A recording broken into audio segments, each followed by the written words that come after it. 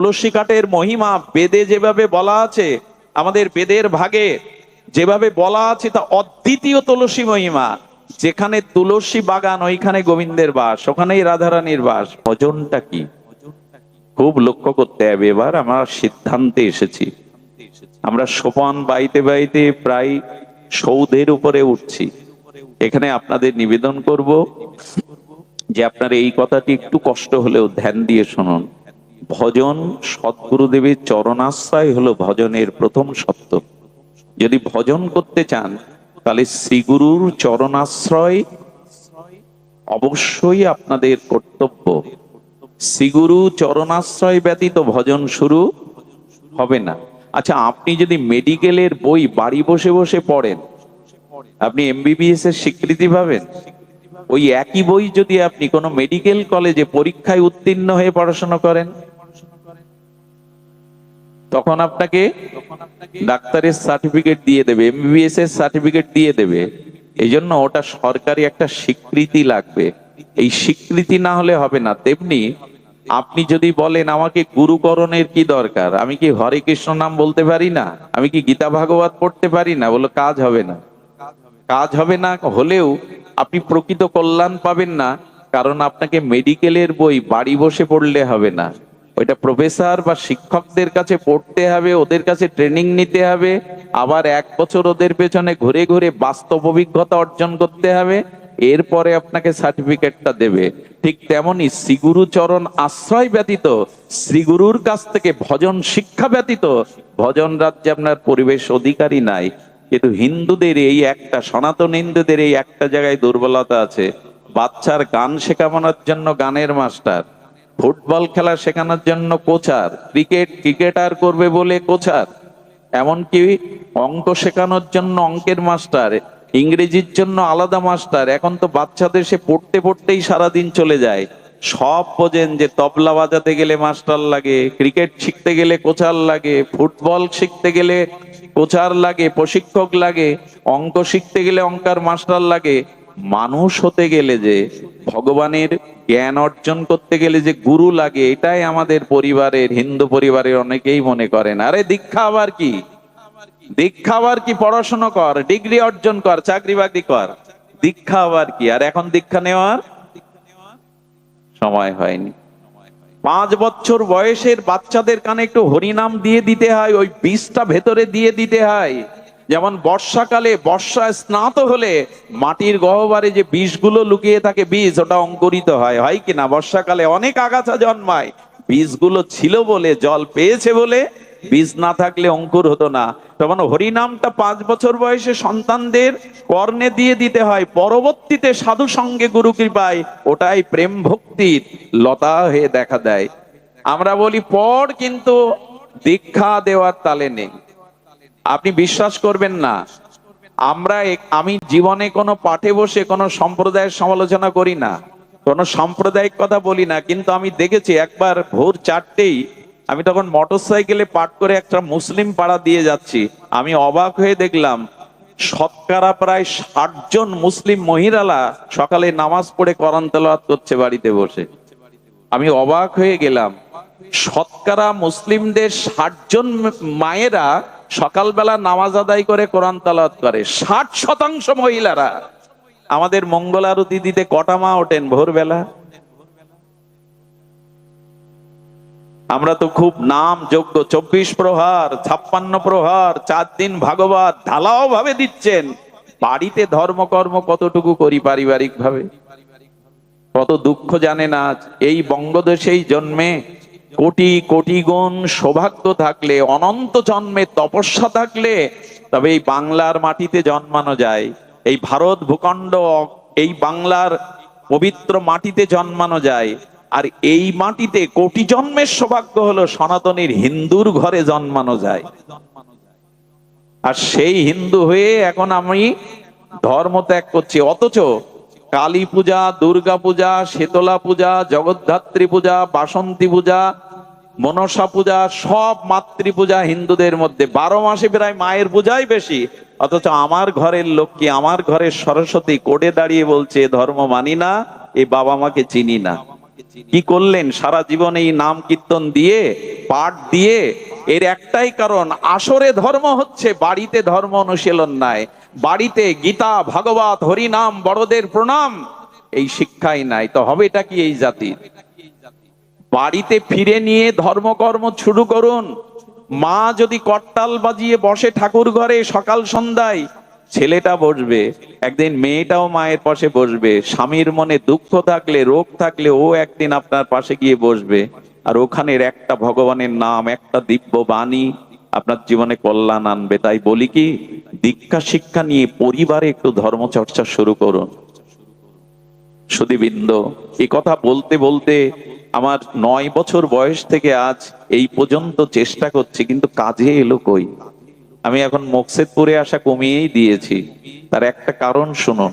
বলে কারণ অন্য কিছু না, অধিক দিন ভাগবত পাঠ করেও যদি দেখা যায় কারো মধ্যে ভজন আসেনি, পরিবর্তন আসেনি, স্বভাব সংস্কার আসেনি, তবে সেখান থেকে পিছিয়ে যায় নিজের ব্যর্থতায়, যে আমি জাগাতে পারিনি, আমি ব্যর্থ হয়েছি, আমি জাগাতে পারিনি এই মানুষগুলোকে। গুরুদেব বলে দিয়েছেন, যা কুকুর হয়ে ঘেউ ঘেউ কর। বাড়ির পোষা কুকুর কি করে জানেন? আপনি এক মুঠো খেতে দেন, শীতকালে একটা চট গায়ে দিয়ে দেন, অথচ ডাকছে, আর আপনার তখন ঘুম আসছে, কেবল ঘুম আসছে। কুকুরটা যখন ঘেউ ঘেউ করে ডাকছে, মালিক বললে খেতে দিয়ে আশ্রয় দিয়ে তুই ঘুমাতে দিবি না, জুতা লাঠি যা থাকে ছুড়ে ছুড়ে মারে। রাগ করে যে ঘুম নষ্ট হচ্ছে ওর চিৎকারে। সকালবেলা উঠে দেখে আসলে কুকুরটা ডাকছিল আমার মঙ্গলের জন্য, আমাকে জাগানোর জন্য, কারণ চুরি হয়ে গেছে ওই ঘর থেকে, তাই ডাকছিল। আমাদের মতো কুকুররা আপনাদের দ্বারে এসে এই যে ঘেউ ঘেউ করছে না, এই ঘেউ ঘেউ করছে কেন জানেন? সময় চুরি হয়ে যাচ্ছে। এই জীবন মৃত্যুর দিকে এক একটা দিন এগিয়ে যাচ্ছে, আর সময় পাবো না। আমাদের মতো কুকুররা আপনাদের দ্বারে দ্বারে ঘেউ ঘেউ করে যদি কাউকে জাগাতে না পারি, তাহলে আর এসেই লাভ কি? এইভাবে এসে লাভ কি কষ্ট করে, যদি ঘেউ ঘেউ করে আপনাদের মঙ্গলের জন্য জাগাতে না পারি? ভজন শুরু হবে সদ্গুরুদেবের চরণাশ্রয়ে। সুধীজন, ভজন শুরু হবে। আপনি জাহাজ পেলেও সমুদ্রের ওপারে যেতে পারবেন না, কারণ নাবিক দরকার। উত্তাল তরঙ্গায়িত পদ্মা নদীতে আপনার হাতে নৌকা দিলেও, হাল দিলেও আপনি পদ্মার ওপারে যেতে পারবেন না, কারণ নৌকা বাইতে জানেন না, ওখানে কান্ডারি লাগবে।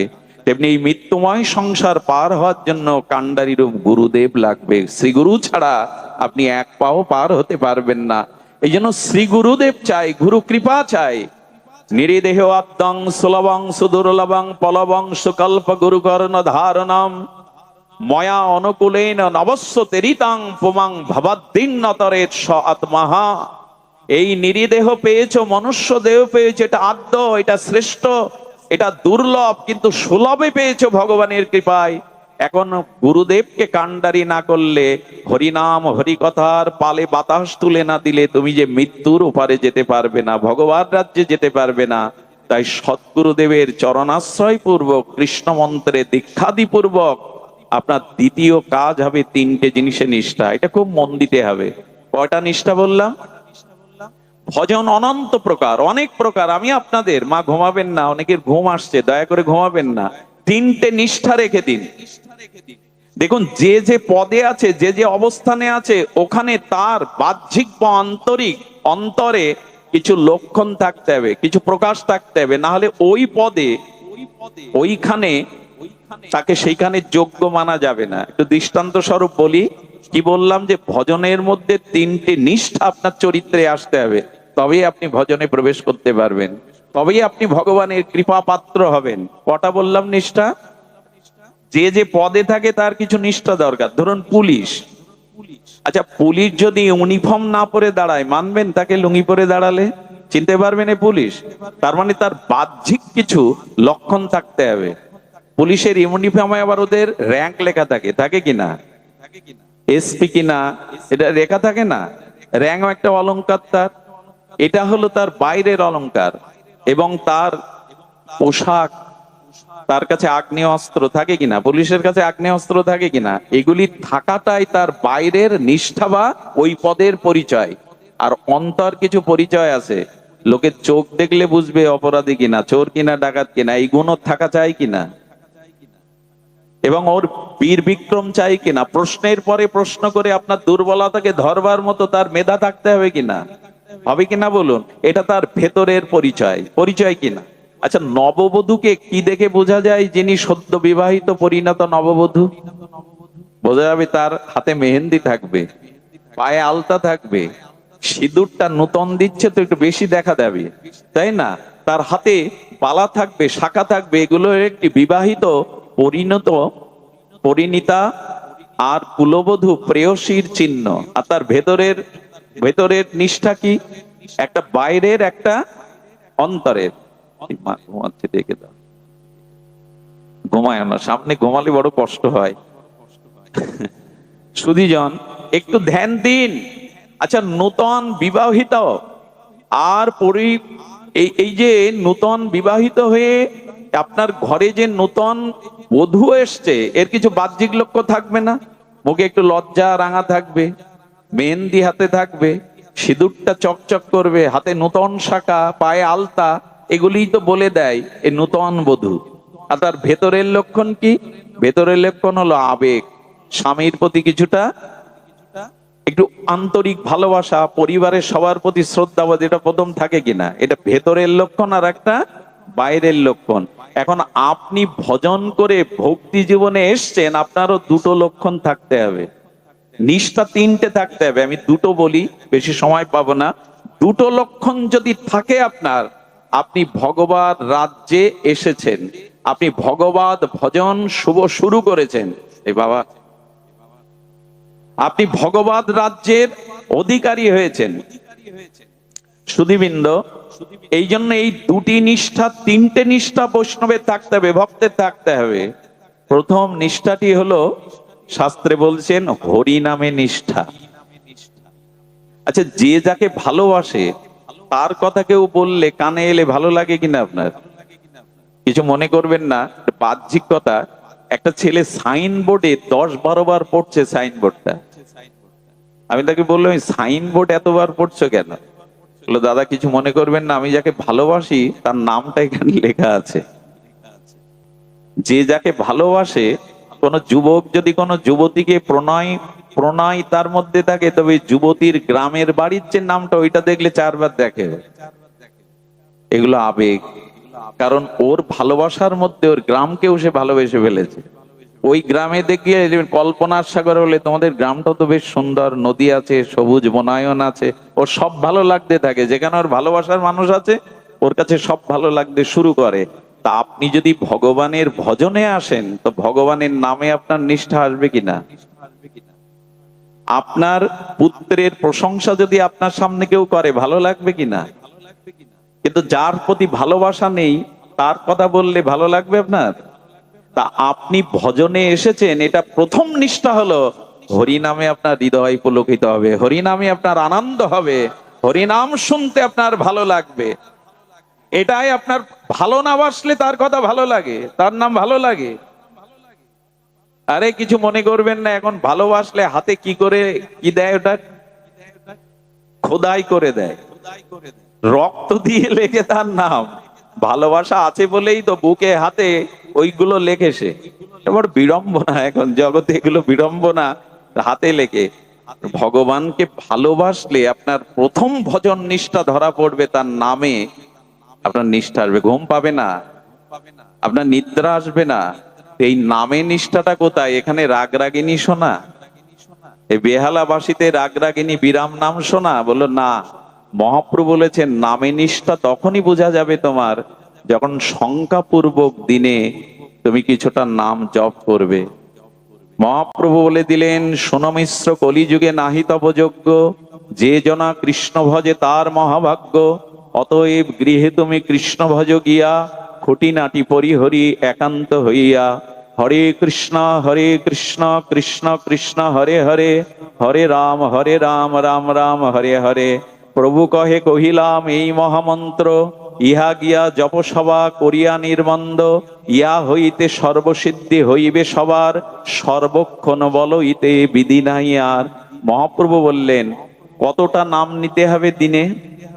অনেকেই প্রশ্ন করে, দীক্ষা নিয়েছি, কতটা হরি নাম নেব? আমরা বলি কি, হরিদাস ঠাকুর 3 লক্ষ নাম নিতেন, 1 লক্ষ নাম নিলে তবে ভগবান তার হাতে সেবা নেয়। একবার পুরী ধামে মহাপ্রভুর কাছে এক গরিব লোক গিয়ে বললেন, প্রভু তুমি আমার গৃহে যদি একটু ভিক্ষা পেতে, ভিক্ষা মানে একটু আহার পেতে। মহাপ্রভু তাকিয়ে বলছেন, আমি লাখপতির বাড়ি ছাড়া সেবা নেই না। তখনও মনে মনে ব্যথা পেয়ে ঝরঝর করে কাঁদছে দূরে সরে গিয়ে। তাহলে তুমিও ধনীর ঠাকুর, লোকে তোমায় বলে পতিত পাবন, কাঙালের ঠাকুর গৌরী, লাখপতি না হলে তুমি তার বাড়ি সেবা নেও না। ও যখন কাঁদতে কাঁদতে চলে যাচ্ছে তখন মহাপ্রভু ডেকে বললেন, শোনো, আমি লাখপতি মানে লাখ টাকার মালিক বলিনি, যে লক্ষ হরিনাম দিনের মধ্যে নেয় সেই হলো লাখপতি, আমি তার বিড়ে সেবা নিতে আগামী চলে যাই। এই জন্য বৃন্দাবনে নবদ্বীপে যারা ভগবানের সেবা করে এরা 1 লক্ষ নাম করবেই, না হলে মহাপ্রভু তার হাতে সেবা, আমরা সেবা দেই, দিতে হয়, তাই কার হাতে নেবেন প্রভু? লক্ষ নামী যিনি। সুধীবৃন্দ একটু ধ্যান দিন, নাম ছাড়া এই যুগে আপনি তপস্যা করে, আপনি যাগযজ্ঞ করে, তীর্থ পর্যটন করে কাজ হবে না, আপনি তা পারবেন না। আপনাকে নাম বিনা এই যুগে নাহি আর ধর্ম। নামটাকে বাড়ি বসে জপ করতে শুরু করুন। যদি হাতে মালা নিতে সমস্যা হয় অবশ্যই যে মেশিনে জপ করুন, তবে মেশিনে জপটা প্রসিদ্ধ নয়, আপাতত করুন, কিন্তু মালা নিয়ে নিন এই তুলসী কাষ্ঠের মালায়। তবে আমি আপনাদের বলে যাই, আচার্যরা বলেছেন কতটা নাম নিতে হবে, শাস্ত্রে বলেছেন 21,600 অন্তত ন্যূনতম আপনাকে নাম নিতে হবে। তার কারণ একটা মানুষ দিন রাত্রে নিঃশ্বাস প্রশ্বাস 21,600 গ্রহণ করে আর প্রত্যাহার করে। তবে 21,600 আমরা নিঃশ্বাস প্রশ্বাস নিতে পারবো না, এই জন্য 16 মালা করলে 25,000 নাম হয়। কয় মালা? 16 মালা জপ করলে কয় হাজার হয়? 25,000। অন্তত ন্যূনম পক্ষে এটা 1 ঘন্টা 1 ঘন্টা 10 মিনিটে হয়ে যাবে। ভগবানের জন্য 1 ঘন্টা সময় 24 ঘন্টায় দেবেন না? তাহলে আর নিজের কল্যাণের, সংসারের জন্য এত দিচ্ছেন, ব্যবসা বাণিজ্যের জন্য এত দিচ্ছেন, ভগবানের আর গোবিন্দ বলে দিয়েছিলেন যজ্ঞ নাম যজ্ঞ হস্মি, যত যজ্ঞ আছে তার শ্রেষ্ঠ হলো জপযজ্ঞ। শুধু এইখানে 24 প্রহার নাম যজ্ঞ না, ভগবানের নাম জপ করাই হলো নাম যজ্ঞ। এটা কজন করি আমরা? এই জন্য নামে নিষ্ঠা আসতে হবে। নাম খোলকত্তাল বাজলেই যেন হৃদয় বেজে ওঠে, কান খাড়া হয়ে ওঠে।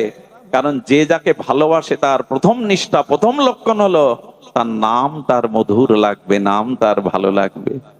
মহাপ্রভু হরি নামে গলদ অশ্রু, আর মহাপ্রভু কাঁদতেন, ধুলাই লোটাতেন। স্বয়ং ভগবান তার নিজের স্বমহিমাযুক্ত নাম নিয়ে তিনি কখনো কাঁদেন, কখনো গড়াগড়ি যান, কখনো উদ্দালিত হয়ে ছুটে যান। তার নামে তার এত প্রেম।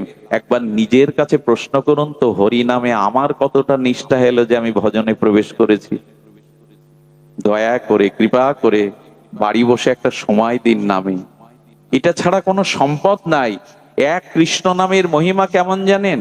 সূর্য গ্রহণে যদি 1 কোটি গাভী দান করেন, যেটা কল্পনাতেও সম্ভব না, গ্রহণকালে যদি 1 কোটি দুগ্ধবৎসল গাভী দান করেন, সুমেরু পর্বতের ন্যায় যদি কোনো সোনা দান করেন, আর যদি কোটি কোটি অশ্বমেধ যজ্ঞও করেন, এক কৃষ্ণ নামের তুলনায় তার শত সহস্রের 1 ভাগও না।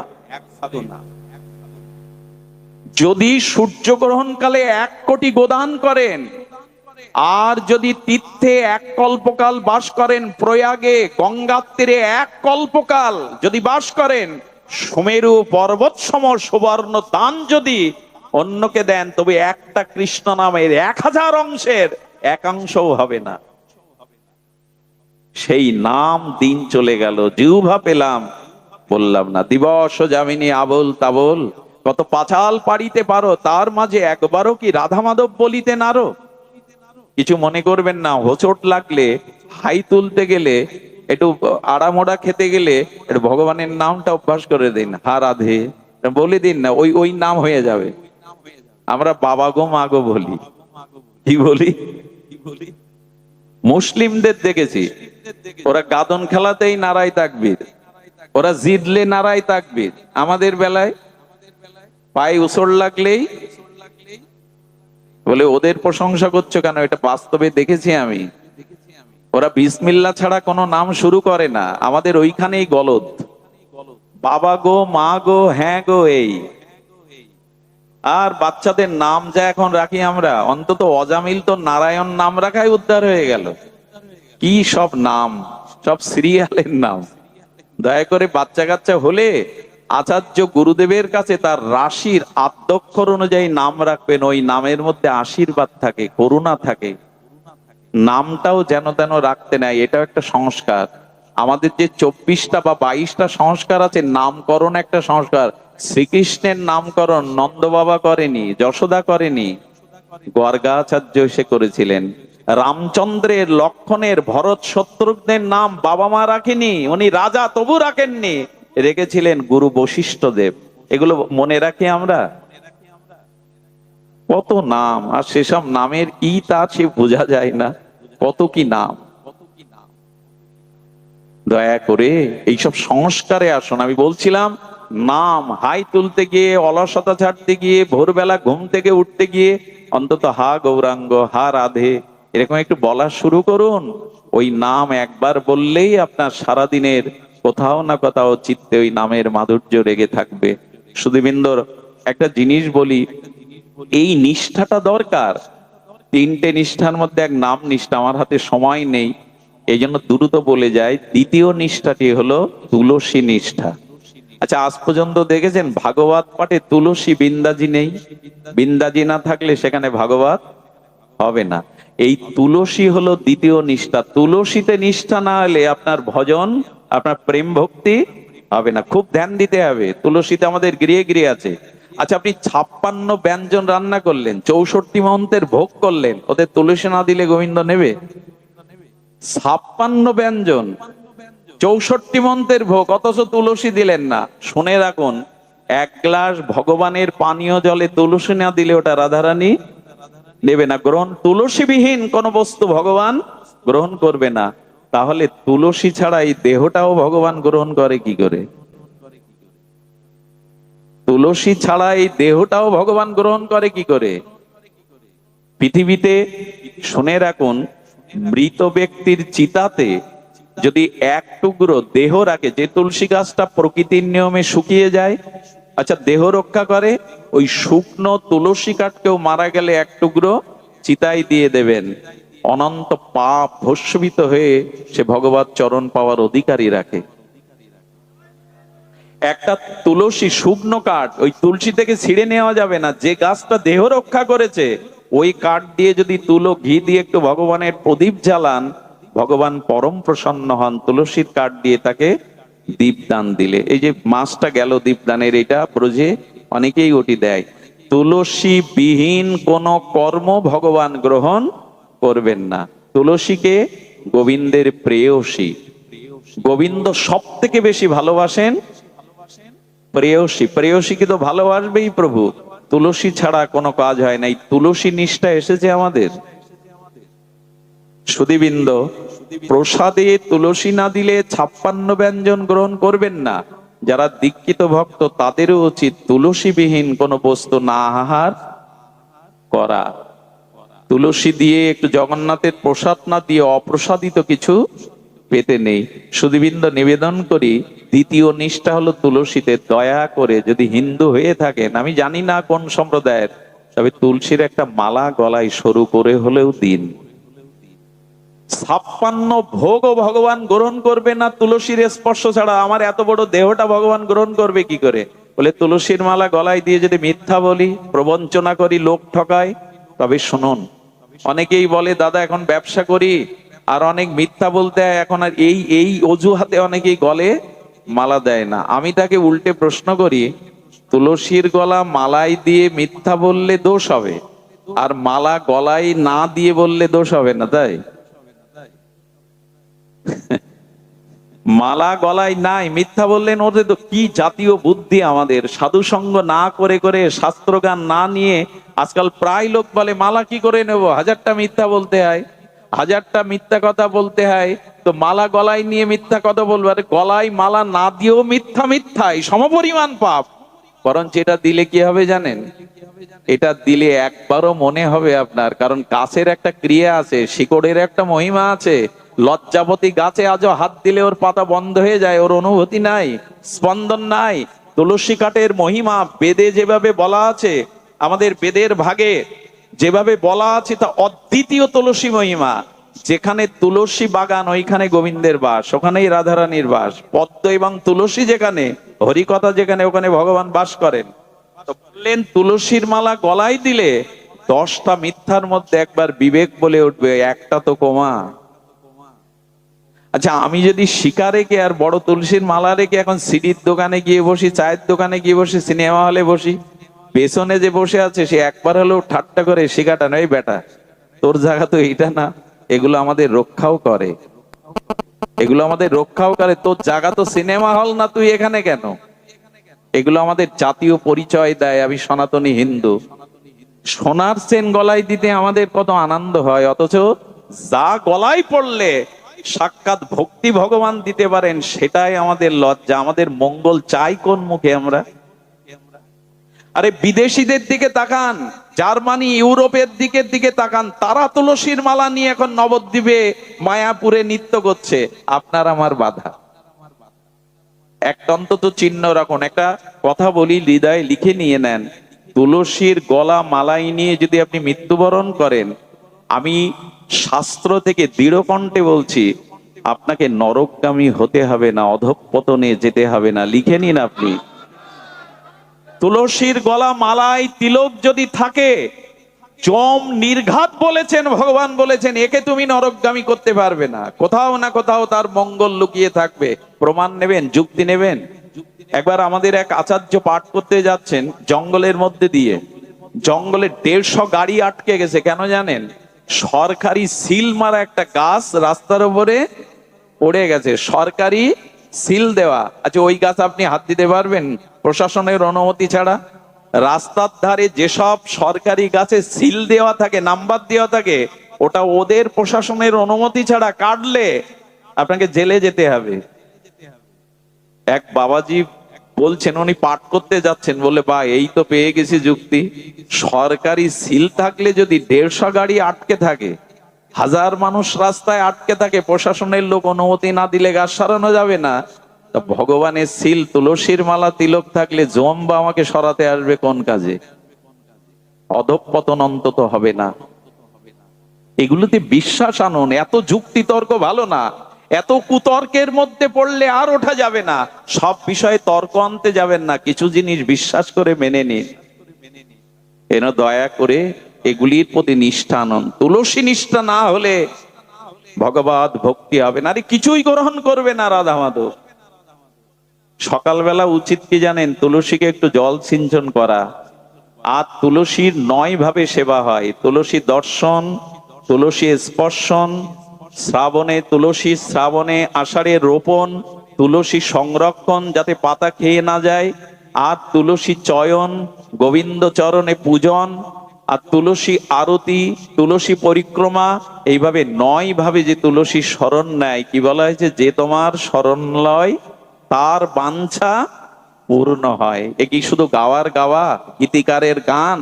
গান না, এগুলোই ভজন। যে তোমার শরণ লয় তার বাঞ্ছা পূর্ণ হয়। শুনে রাখুন, ব্রহ্ম হত্যা, পিতৃ হত্যা, মাতৃ হত্যা, পৃথিবীতে জ্ঞাত অজ্ঞাত সারে যত পাপ আছে, তুলসীকে 4 বার প্রদক্ষিণ করে প্রণাম করলে সেই পাপ নিষ্কৃত হয়ে যায়। জানি কানি চা ব্রহ্ম হুতানি তানি চা তানি তানি প্রণশ্যন্তি প্রদক্ষিণ পদে পদে। তুলসীকে 4 বার প্রদক্ষিণ করে যদি কেউ প্রণাম করে, জানি কানি চা পাপানি ব্রহ্ম হতানি কানি চা তানি তানি প্রণশ্যন্তি প্রদক্ষিণ পদে পদে। ভাগবত বলেছেন তুলসীকে পরিক্রমা করলে ব্রহ্ম হত্যা, আদি সব হত্যা, সমস্ত অপরাধ মুক্ত হয়ে সে ভগবানের চরণ পেয়ে যায়। এটা গল্প গুজব ভাববেন না, এটাই শাশ্বত সত্য। বলো পরিক্রমা করতে হবে কেন? বলো জন্ম জন্মে তুমি জন্ম মৃত্যু চক্রে পাক খাচ্ছ, যদি তুলসীকে পরিক্রমা করতে পারো তাহলে এই পাক, আসা যাওয়ার পাক থেমে যাবে তোমার। দ্বিতীয় হলো বৈষ্ণব সেবাতে নিষ্ঠা দিন। তৃতীয় কি? অনন্ত ভজনের মধ্যে এই 3 নিষ্ঠা। আপনি ভক্ত হলে ভজনে এলে আসতে হবে। তৃতীয়টা কি? বৈষ্ণব সেবা ব্যতীত আজ পর্যন্ত কেউ নিস্তার পায়নি, প্রেম ভক্তি পায়নি। তাই ভগবানের থেকে, ভগবানের সেবার থেকে শুদ্ধ ভক্ত বৈষ্ণব বা শুদ্ধ ভক্তের সেবার প্রতি আরো দৃষ্টি দিতে হবে। যে গিরিয়ে বছরে দুটো বৈষ্ণব সেবা হয় না, একটু হরিনাম হয় না, ওটা শ্মশান ভূমি। ওখানে প্রাচুর্য আছে কিন্তু শান্তি নাই, অভিশাপ বিরাজ করে সেখানে। তাই সামর্থ্য থাকলে আয়ের একটা অংশ ভক্ত সেবায় দিতে হয়। পৃথিবীতে সেবার থেকে বড় ধর্ম আর সেবাই। দেখুন, ভগবান প্রসন্ন হয় সেবাতে, ভক্ত সেবাতেই ভগবান প্রসন্ন হয়। ভগবান বললেন, আমার সেবা যে করে সে আমার ভক্ত না, আমার ভক্তের যে সেবা করে সে আমার ভক্ত। ব্রহ্মাকে বলেছিলেন, ব্রহ্মা আমাকে যে ভোগ রাখ দেয় মন্দিরে, ওটা আমি দৃষ্টি দিয়ে স্বীকার করি, জিভা নেই না। বলে তাহলে দিয়ে লাভ কি, যদি আস্বাদন না করো কখনো নাও না। ব্রহ্মাকে গোবিন্দ বলেছিলেন, যখন কোন শুদ্ধ ভক্তকে কেউ সেবা দেয়, ওই ভক্তের জিহ্বায় বসে আমি রসাস্বাদন করি। শুধু ভগবানকে সেবা সেবা, আর ভক্ত সেবা একাধারে। গোবিন্দ সেবা ভক্ত সেবা দুই, একাধারে এই দুটোই। এই জন্য ভক্তের জিহ্বায় বসে এক মুঠো ভক্তকে দিন, তাতে কোটি কোটি সেবা পূর্ণ হবে। তাই বৈষ্ণব সেবার নিষ্ঠা রাখুন। পরিশেষে এইটুকু বলি, ভগবত ভজনে যদি এসেই থাকেন, তাহলে দয়া করে সংসারে এইটুকু তো। আপনাদের একটা ছোট্ট ভক্তমাল লীলার কথাই আমার বিশ্রাম কথা, ছাড়তে ইচ্ছা করে না কেন জানি না। যারা লোভী তাদের সামনে লোভের খাদ্য দিলে কি হয়, জ্ঞান থাকে কতটা খাবো, তারা তো খেতেই থাকে, পরে যা হয় হবে। নিশাতলায় এখানে যে পরিবেশ, সেখানে কত মানুষ কষ্ট দূরে দাঁড়িয়ে আছেন। আমি মনে করি সার্থক আপনাদের জন্ম। আজ এই মঙ্গলময় ভজনের সাক্ষী হয়ে থাকলেন আপনারা। শুনুন, ভজনের একটা দিব্য চরিত্র, আমি ভক্ত চরিত্র না বলে শান্তি পাই না। এক ফালি চাঁদের এক ফালি একটু চমক ভক্ত চরিত্র। আমাদের ভক্তমাল চরিত্রে, আমাদের মহারাষ্ট্রে, এই মহারাষ্ট্রে তখন রাজেন্দ্র বর্গ প্রথা ছিল। এক রাজার যিনি সেনাপতি, সম্পর্কে তিনি আবার নিজজন হন, কাকা, ওই দেশে চাচা বলে কাকাকে, তো কাকা হন, আবার তিনি সেনাপতি। শ্রী অঙ্গদজি ওনার নাম। কি নাম? আরেকবার বলি, শ্রী অঙ্গদজি। এই ভক্তমাল চরিত্রে খুঁজে নেবেন, মহারাষ্ট্রের এই অঙ্গদজি, শ্রী অঙ্গদজি, ইনি সেনাপতি রাজার, এবং জ্ঞাতি সূত্রে উনি আত্মীয়। এই কথাটা একটু মন দিয়ে শুনুন, ভক্ত চরিত্র তো। তো এই শ্রী অঙ্গদজি, উনি ছিলেন ভগবত বিমুখ। কি ছিলেন? ভগবানকে সহ্য করতে, কিন্তু ব্যতিক্রম হলো ওনার স্ত্রী। উনি আবার হরি কথা, হরিনাম, বৈষ্ণব সেবা ছাড়া থাকতে পারেন না। সংসারের সব থেকে বড় যন্ত্রণা কোথায় জানেন? সংসারে স্বামী স্ত্রীর মধ্যে দুজন যদি দুই মুখ হয়। পৃথিবীতে সব থেকে বড় যন্ত্রণা গৃহে যদি একজন ভগবতমুখী আর একজন ভগবত বিমুখী হয়। এর থেকে অভিশাপ, এর থেকে বড় যন্ত্রণার সংসারে নাই। ভক্ত কি বলে জানেন?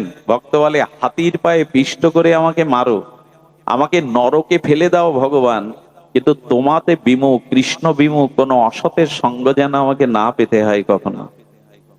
শুনুন, আমাদের শাস্ত্র বলছে, প্রভু আমি নরকে যাই, ক্ষতি নেই, একদিন পাপ ক্ষয় হলে আবার ফিরে আসতে পারবো, আমাকে হাতির পায়ে পৃষ্ঠ করে মারুন, আপত্তি নাই, কিন্তু কৃষ্ণ বিমুখ, ভগবত বিমুখ কোন অভক্তের সঙ্গ আমায় দিও না।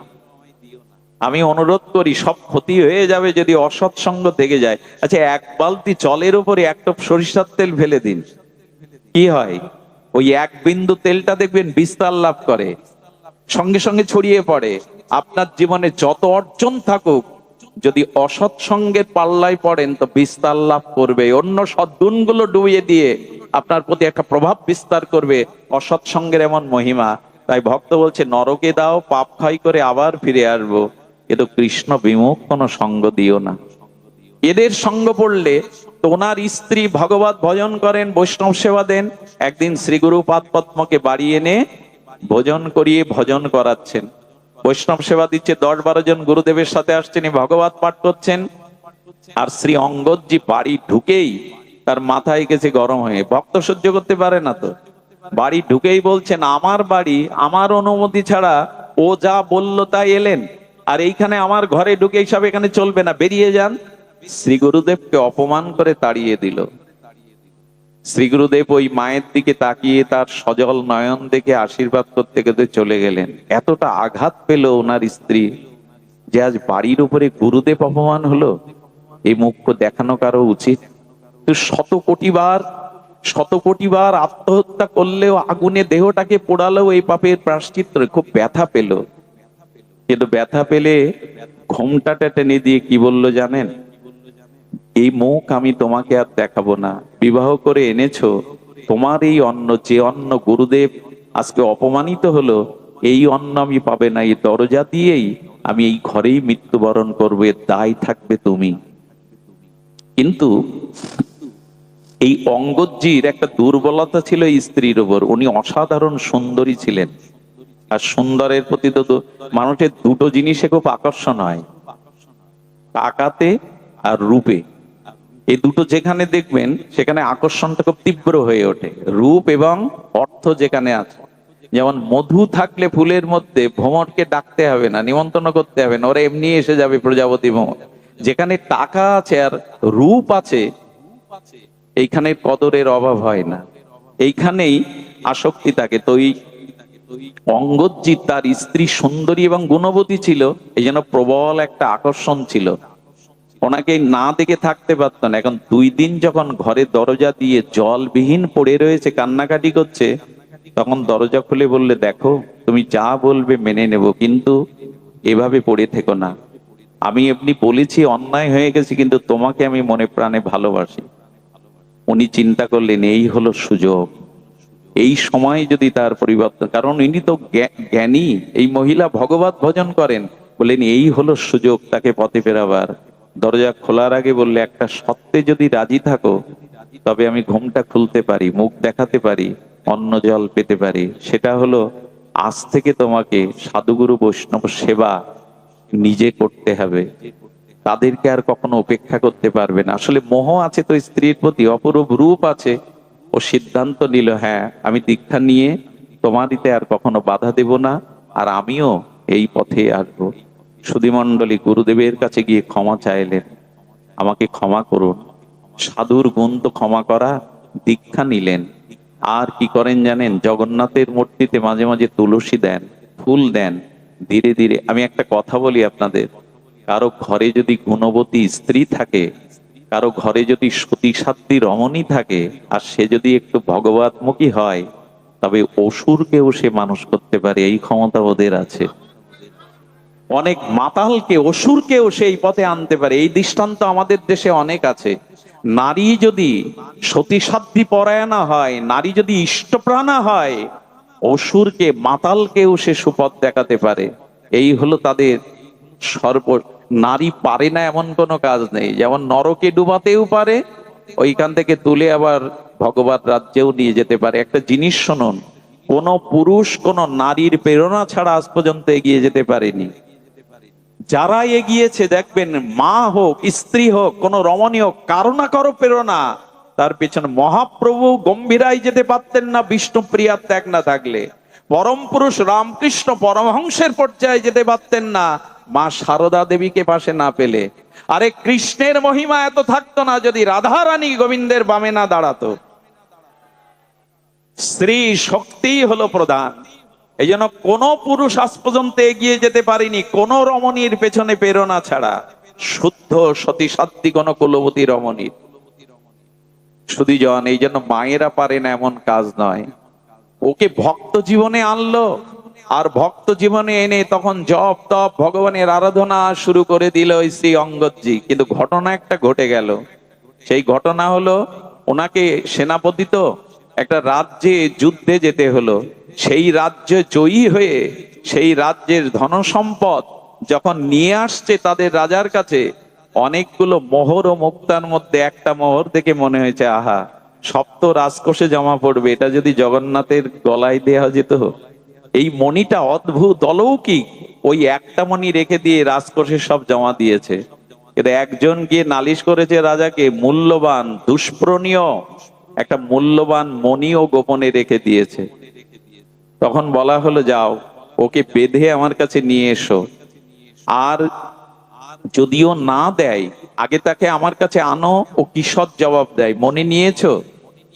অঙ্গদজি বললেন, নিয়েছি, তবে সব জমা দিলে এটা আমার স্বার্থের জন্য নেইনি, আমি জগন্নাথকে দেব বলে নিয়েছি। তো বললেন, আপনার তো অনেক মণিরত্ন আছে, এটা আমার জগন্নাথের জন্যই। বলে, ওই মণি আমার চাই। উনি দিতে রাজি হলেন না, চলে গেলেন। এখন সহজভাবে ওনার সাথে যুদ্ধ ঘোষণা করলে ওনার দুর্নাম হবে সেনাপতি। আর উনি কি করতেন, প্রসাদ ভোজী হয়ে গেলেন। এই রাজারই একটা বিধবা বোন, তার একটা ছোট কন্যা নিয়ে থাকেন, ভগবানের সেবা পূজা করেন জগন্নাথের।